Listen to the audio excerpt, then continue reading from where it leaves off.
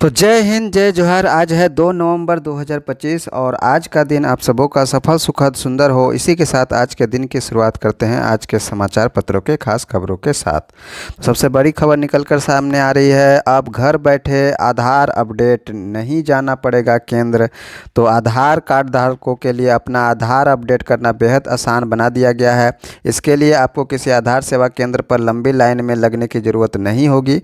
आप तो अपने नाम, पता, जन्मतिथि या मोबाइल नंबर जैसी जानकारी घर बैठे ऑनलाइन बदल सकेंगे। हालांकि ध्यान रखने वाली बात यह है कि बायोमेट्रिक बदलाव जैसे फिंगरप्रिंट, आइरिस या फ़ोटो अपडेट के लिए कार्ड धारकों को अब भी आधार सेवा केंद्र जाना पड़ेगा। समाचार एजेंसी IANS के अनुसार UIDAI ने घोषणा की है कि 14 जून 2026 तक ऑनलाइन आधार अपडेट पूरी तरह मुफ्त रहेगा। इससे लोगों को बिना शुल्क दिए अपनी आधार डिटेल में सुधार करने के लिए पर्याप्त समय मिलेगा। अगली खबर है, आंध्र प्रदेश के वेंकटेश्वर मंदिर में भगदड़ और 9 श्रद्धालुओं की मौत हो गई है। तो प्रवेश करने और निकलने का एक ही रास्ता, वह बेकाबू भीड़ बनी हादसे की वजह। तो आंध्र प्रदेश के श्री कालाकुलम स्थित वेंकटेश्वर स्वामी मंदिर में शनिवार को भगदड़ मचने से कम 9 श्रद्धालुओं की मौत हो गई है और कई अन्य घायल हो गए हैं। मरने वालों में 8 महिलाएं और 12 साल का एक बच्चा शामिल है। मिनी तिरुपति कहे जाने वाले इस मंदिर में देवोत्थान एकादशी के अवसर पर बड़ी संख्या में श्रद्धालुओं को उमड़ने से भीड़ बेकाबू हो गई। मिनी तिरुपति कहे जाने वाले इस मंदिर में एकादशी के मौके पर बड़ी संख्या में जुटे थे श्रद्धालु। मरने वालों में 8 महिलाएं और एक बच्चा शामिल। राष्ट्रपति और प्रधानमंत्री ने जताया दुख। निदेशक ने माना रिम्स से दवाइयों की हो रही है चोरी, MS व स्टोर इंचार्ज को शोकॉज। तो राज्य के सबसे बड़े अस्पताल राजेंद्र आयुर्विज्ञान संस्थान रिम्स में दवाओं की चोरी का सनसनीखेज मामला सामने आया है। खुद रिम्स निदेशक डॉक्टर राजकुमार ने स्वीकार किया कि अस्पताल के स्टोर से दवाइयां निकलने के बाद चोरी हो रही हैं। उन्होंने मेडिकल सुपरिटेंडेंट MS और स्टोर इंचार्ज को शोकॉज करते हुए 3 दिन के भीतर जवाब मांगा है। स्वास्थ्य मंत्री डॉक्टर इरफान अंसारी के औचक निरीक्षण में मामला हुआ उजागर। अगली खबर है, हाथियों ने कहीं ट्रेन रोकी तो कहीं बस और कार। तो झारखंड के चक्रधरपुर, लातेहार व गढ़वा में हुए 3 अलग अलग घटनाओं में हाथियों ने कहीं ट्रेन रोकी तो कहीं बस और कहीं कार। शुक्रवार को रात से शनिवार सुबह के बीच हाथियों के सड़क और रेल पटरी पर आने की ये घटनाएं चर्चा का विषय बनी रहीं। चक्रधरपुर में हाथियों के झुंड की सुरक्षा के लिए रेलवे ने अलग अलग स्टेशनों पर 1.5 घंटे रोक दी 22 एक्सप्रेस ट्रेनें। लातेहार में हाथी ने बस रोककर चट किया खाने पीने का सामान। गढ़वा में भी 5 कार सवारों को हाथियों ने सड़क पर घेरा। तो इस प्रकार अगली खबर की ओर चलते हैं। हर मन को चाहिए जीत। जी हां, इस बार रविवार को जब भारतीय महिला क्रिकेट टीम वनडे विश्व कप के फाइनल में दक्षिण अफ्रीका के विरुद्ध मैदान पर उतरेगी तो पूरे देश की निगाहें जीत की उम्मीद लगाए रखेंगी। यह मुकाबला सिर्फ एक ट्रॉफी के लिए नहीं बल्कि करोड़ों भारतीयों के सपनों और जज्बात का प्रतीक बनने जा रहा है। भारत तीसरी बार 2005 और 2017 के बाद 2025 में खिताबी मुकाबले में पहुंचा है और जबकि दक्षिण अफ्रीका पहली बार फाइनल खेलने उतरेगी। इस बार हरमनप्रीत कौर के पास अपनी कप्तानी में इतिहास बदलने का सुनहरा मौका है। तो 31 छक्के लगाए हैं दक्षिण अफ्रीका ने मौजूदा विश्व कप में, जो किसी भी टीम के द्वारा सबसे अधिक है। और तीसरी बार फाइनल में भारत दक्षिण अफ्रीका से आज होगा खिताबी मुकाबला। 7 बार के चैंपियन ऑस्ट्रेलिया को हराकर पहुंची है फाइनल में भारतीय टीम। करोड़ों की नशीली कप सिर्फ रांची से में बरामद है। तो रांची में सोनभद्र SOG को बड़ी सफलता मिली है। SOG यानी स्पेशल ऑपरेशन ग्रुप की टीम ने करोड़ों रुपए की नशीली कफ सिरप की खेप रांची से शनिवार को बरामद की है। बता दें कि पिछले माह वाराणसी शक्तिनगर मार्ग पर पुलिस, SOG और आबकारी विभाग की संयुक्त टीम ने करीब 3.5 करोड़ रुपए की नशीली कफ सिरप की खेप बरामद करते हुए 3 तस्करों को गिरफ्तार किया था। मोकामा के पूर्व विधायक अनंत सिंह गिरफ्तार हो चुके हैं। दुलारचंद हत्याकांड के मामले में दुलारचंद हत्या मामले में शनिवार को देर रात पटना पुलिस ने कड़ी कार्रवाई करते हुए पूर्व विधायक व मोकामा विधानसभा क्षेत्र से NDA प्रत्याशी अनंत सिंह को गिरफ्तार कर लिया गया है। पटना SSP ने 2 थाना अध्यक्ष को किया है निलंबित। छापेमारी में 35 आरोपित गिरफ्तार और कई हिरासत में। पटना के ग्रामीण SP सहित 4 अधिकारी भी हटाए गए। तो मोकामा विधानसभा में चुनाव में प्रचार के दौरान जन सुराज पार्टी के समर्थक और बाहुबली दुलारचंद यादव की हत्या में मामले में 4 अधिकारियों पर चुनाव आयोग ने कार्रवाई की है। भारत निर्वाचन आयोग ने शनिवार को पटना के ग्रामीण एसपी विक्रम सिन्हा के साथ मोकामा विधानसभा क्षेत्र के अंतर्गत आने वाले बाढ़ अनुमंडल के 3 अधिकारियों को तत्काल प्रभाव से हटाने का आदेश जारी कर दिया है। तो भारत की धरती से आज सबसे भारी संचार उपग्रह लॉन्च करेगा इसरो, बहुत बड़ी खबर है। सभी प्रतियोगिता परीक्षा के लिए भी बहुत ही महत्वपूर्ण प्रश्न बन सकता है इससे। तो 4410 किलो वजन वाला CMS-03 आज किया जाएगा लॉन्च। तो भारतीय अंतरिक्ष अनुसंधान संगठन यानी इसरो रविवार को देश के सबसे भारी संचार उपग्रह CMS-03 को आंध्र प्रदेश के श्रीहरिकोटा स्थित सतीश धवन अंतरिक्ष केंद्र से प्रक्षेपित करने के लिए पूरी तरह तैयार है। लगभग 4410 किलोग्राम वजन वाला यह उपग्रह भारतीय धरती से प्रक्षेपित होने वाला और जियो सिंक्रोनस ट्रांसफर ऑर्बिट यानी GTO में स्थापित होने वाला सबसे भारी संचार उपग्रह होगा। यह उपग्रह देश के सबसे शक्तिशाली rocket launch vehicle mark 3 M5 LVM-3 M5 के जरिए शाम 5:26 बजे प्रक्षेपित किया जाएगा। CMS-03 भारतीय भूभाग सहित एक विस्तृत समुद्री क्षेत्र में सेवाएं प्रदान करेगा। यह उपग्रह नौसेना के लिए कनेक्टिविटी को बढ़ावा देगा। यह उच्च क्षमता वाली बैंडविड्थ भी प्रदान करेगा जिससे दूरस्थ क्षेत्रों तक डिजिटल पहुंच में सुधार होगा। इसी के साथ धर्म युद्ध था ऑपरेशन सिंदूर, कहना था है जनरल द्विवेदी का। तो थल सेना प्रमुख जनरल उपेंद्र द्विवेदी ने कहा कि ऑपरेशन सिंदूर धर्म युद्ध था जिसमें नैतिकता, सिद्धांत और तकनीक का अद्भुत समन्वय देखने को मिला। अभियान के दौरान किसी निर्देश को नुकसान नहीं पहुंचाया गया और न ही नमाज या प्रार्थना के समय पर हमला किया गया। हिंद प्रशांत क्षेत्र को किसी भी प्रकार के दबाव से मुक्त रहना चाहिए, कहना है राजनाथ का। तो रक्षा मंत्री राजनाथ सिंह ने शनिवार को कहा कि भारत का मानना है कि हिंद प्रशांत क्षेत्र खुला, समावेशी और किसी भी प्रकार के दबाव से मुक्त रहना चाहिए। उन्होंने यह बात क्षेत्र में चीन की आक्रामक सैन्य गतिविधियों को लेकर बढ़ती वैश्विक चिंताओं के पृष्ठभूमि में कही। रक्षा मंत्री ने क्षेत्र में चीन की सैन्य ताकत को लेकर बढ़ती चिंताओं के बीच कही यह बात कुआलालंपुर में आसियान सम्मेलन में बोले। सामूहिक सुरक्षा हर देश की संप्रभु की कुंजी है। सिंगापुर, न्यूजीलैंड एवं वियतनाम के अपने समकक्ष से भी मिले रक्षा मंत्री। रोहन बोपन्ना के 2 दशकों के शानदार करियर का अंत हो चुका है। तो ग्रैंड स्लैम टाइटल जीतने वाले सिर्फ 4 भारतीय टेनिस खिलाड़ियों में से एक रोहन बोपन्ना ने शनिवार को प्रोफेशनल टेनिस से संन्यास की घोषणा की है। उन्होंने 2 दशकों से ज़्यादा समय तक चले अपने शानदार करियर को ATP टूर पर अलविदा कहा। 45 साल के बोपन्ना ने टूर पर आखिरी बार पेरिस मास्टर्स में हिस्सा लिया था जहां उन्होंने कजाकिस्तान के अलेक्जेंडर बुबलिक के साथ जोड़ी बनाई थी, लेकिन इस सप्ताह की शुरुआत में शुरुआती राउंड में वह हार गए थे। तो ग्रैंड स्लैम जीतने वाले 4 भारतीयों में से एक हैं 45 साल के बोपन्ना और ATP टूर पर की संन्यास की घोषणा, लिखी भावुक पोस्ट। अगली खबर की ओर चलते हैं। तो रौनक को डेनियल ने ड्रॉ पर रोका। तो भारत की 2 सबसे बड़ी उम्मीदें ग्रैंड मास्टर रौनक साधवानी और SL नारायण को शतरंज विश्व कप के शुरुआती राउंड के पहले गेम में ड्रॉ खेलना पड़ा। दक्षिण अफ्रीका के डेनियल बैरिस ने रौनक और पेरू के स्टीवन सालास रोजास ने नारायण को ड्रॉ पर रोक दिया। पहले राउंड के लिए चुने गए 156 खिलाड़ियों के मुकाबले ज़्यादातर गेम रैंकिंग के हिसाब से हुए, लेकिन कुछ उलटफेर भी हुए जो विश्व कप के नॉकआउट प्रारूप में आम बात है। अगली खबर की ओर चलते हैं। तो भारत की धरती से आज शाम सबसे भारी संचार उपग्रह को करेगा लॉन्च इसरो। तो ये हम लोग कर चुके हैं। और अगली खबर में चलते हैं। CBI ने मारी बाजी, विजिलेंस से पहले ही भुल्लर का लिया रिमांड। तो ये है जो है रिश्वत मामले में पकड़े गए पंजाब के निलंबित DIG हरचरण सिंह भुल्लर का रिमांड हासिल करने के लिए CBI और मोहाली कोर्ट में खूब ड्रामा हुआ। शनिवार को सुबह ही CBI और विजिलेंस दोनों ने भुल्लर के रिमांड के लिए तैयारियां कर ली थी। CBI ने चंडीगढ़ स्थित CBI की विशेष अदालत में अर्जी दाखिल कर भुल्लर का 5 दिनों का रिमांड मांग लिया, जबकि पंजाब पुलिस के पंजाब विजिलेंस ने मोहाली की CGM कोर्ट में रिमांड के लिए अर्जी दाखिल कर दी है। आखिरकार CBI ने बाजी मार ली और भुल्लर 6 नवंबर तक CBI की हिरासत में रहेंगे।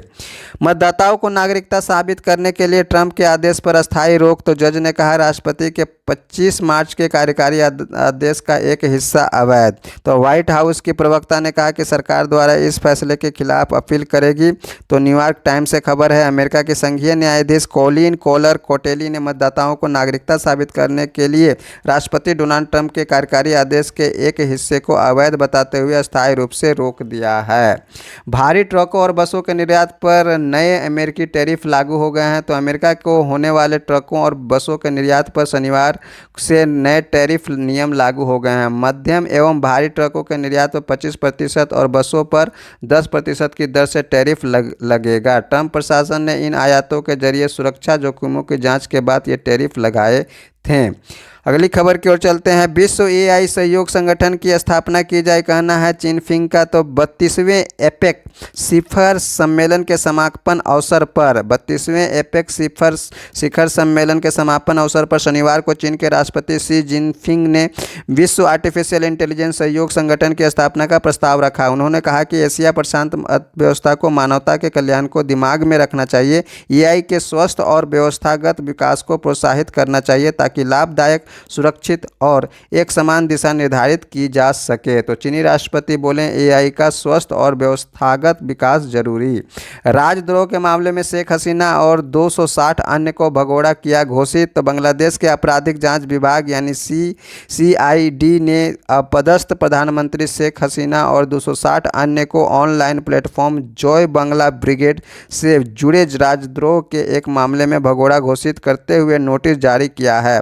इस बीच बांग्लादेश के अंतर्राष्ट्रीय अपराध न्यायाधिकरण यानी आईसीटी ने कथित तौर पर मानवता के विरुद्ध अपराधों के लिए शेख हसीना के खिलाफ अपनी सुनवाई पूरी कर ली है और 13 नवंबर को अपना फैसला सुनाने की तारीख तय की है। अगली खबर में है, फरारी की दुनिया में नई कहानी लिखेंगी डायना। तो डायना पुंडोले उम्र 32 साल, पेशे से शिक्षिका, 2 बच्चों की परवरिश सहित परिवार की पूरी जिम्मेदारी भी वह बखूबी उठा रही है। बतौर रेसर वह पिछले साल उस वक्त पहचान बना चुकी है जब उन्होंने पिछले साल फार्मूला रेस चैंपियनशिप जीती थी। अब वह मध्य पूर्व में नवंबर से अप्रैल तक फरारी क्लब चैलेंज में भाग लेंगी, जिसमें वे फरारी 296 चैलेंज कार चलाएंगी। इस रेस में शामिल होने वाली वह पहली भारतीय महिला होंगी।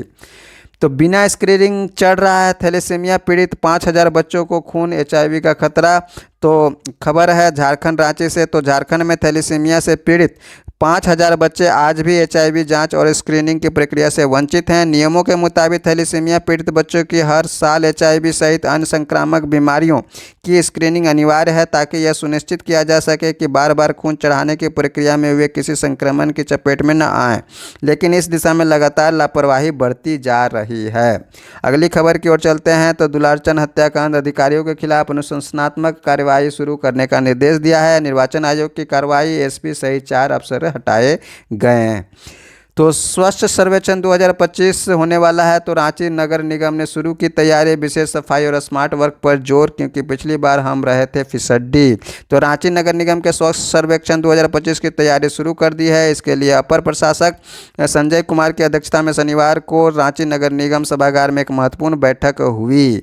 तो इन बिंदुओं पर दिया गया विशेष ध्यान। तो रेसिडेंशियल, कॉमर्शियल, सार्वजनिक स्थानों पर विशेष सफाई अभियान चलेगा। गॉर्बेज वल्नरेबल पॉइंट्स, वे सार्वजनिक स्थान जहां लोग अक्सर कचरा फेंकते हैं, की सफाई। Twins bins, water bodies, red spot, सौंदर्यीकरण, स्रोत पृथक्करण, ड्रेन, शौचालय, waste processing, urban air quality आदि पर विशेष ध्यान दिया जाएगा।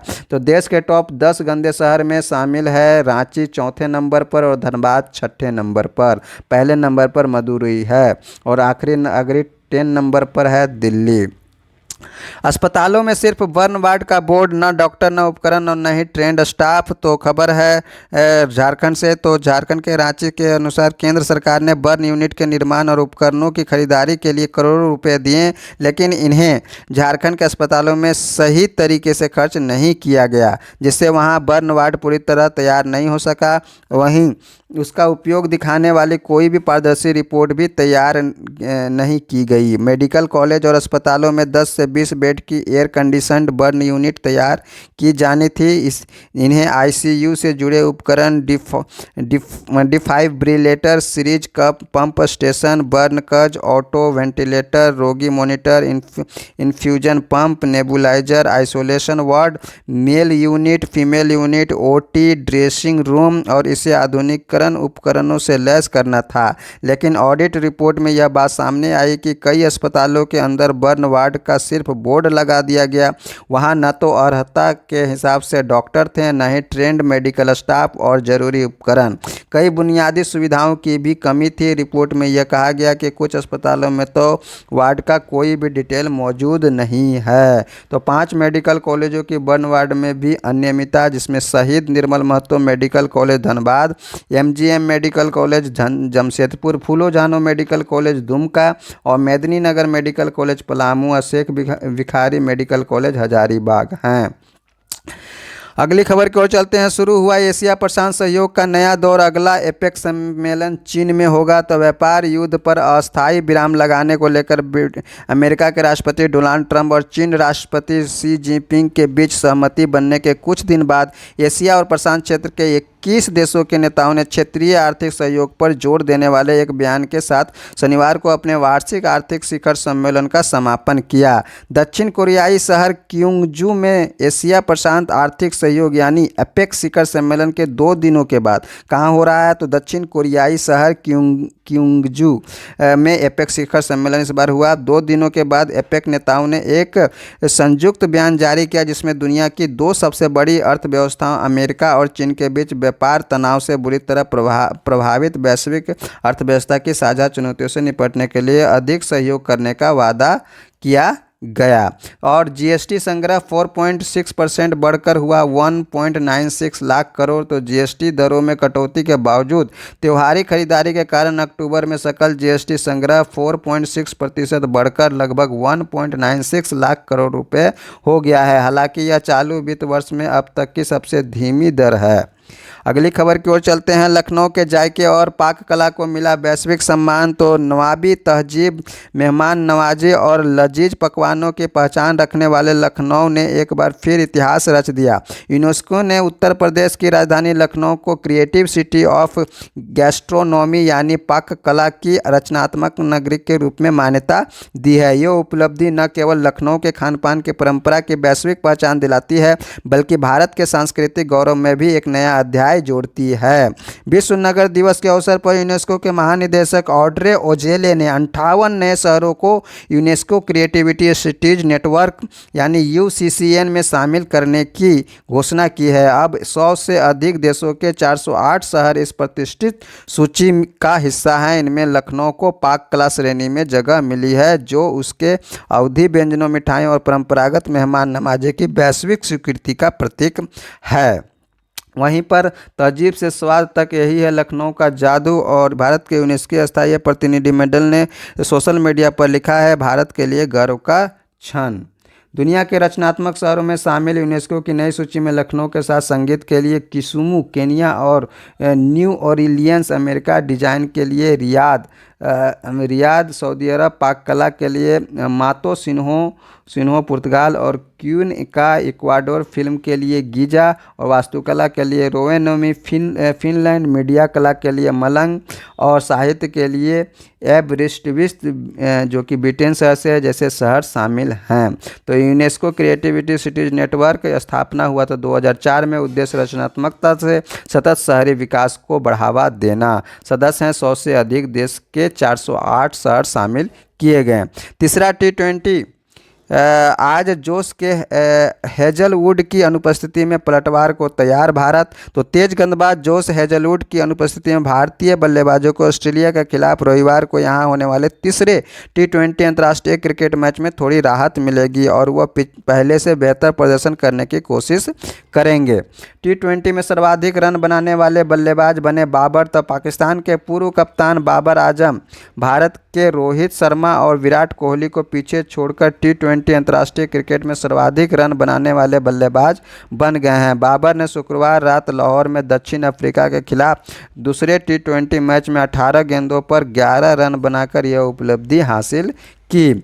स्केटिंग रांची के सफदर आदित्य आहना बने चैंपियन। तो खेलगांव में आयोजित 15वीं झारखंड राज्य रोलर स्केटिंग चैंपियनशिप शनिवार को संपन्न हो गया। चैंपियनशिप में धनबाद और हजारीबाग के खिलाड़ियों का दबदबा रहा। धनबाद की प्रीसा ओझा, हरगुन कौर, निकेत प्रताप सिंह और श्रेया साक्षी ने अपने अपने वर्गों में स्वर्ण पदक जीते। वहीं हजारीबाग के नूर आलम, अतीफ शमशाद, आयुष राज और परिधि बिन्हा ने भी प्रथम स्थान हासिल किया।